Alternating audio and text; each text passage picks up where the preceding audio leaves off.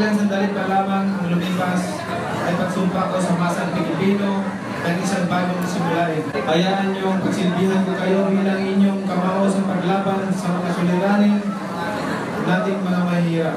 Kay Manny Pacquiao, panalo ang masang Pilipino dahil ipaglalaban natin ang quality free public education. Kay Manny Pacquiao, panalo ang masang Pilipino dahil lalabanan natin ang pag-aabuso sa ating mga OFWs.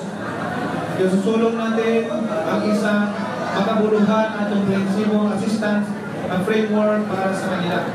Kay Manny Pacquiao, panalo ang masang Pilipino dahil ipaglalaban natin ang isang makatarungan at makabuluhang kapayapaan sa Mindanao.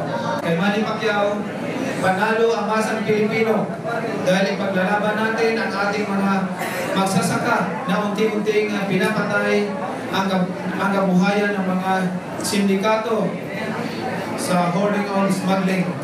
Itataguyod ni Manny Pacquiao ang Sport Development Reform Program na mag-aalaga sa mga batang Pilipino na may angking talino sa iba't ibang larangan ng sports.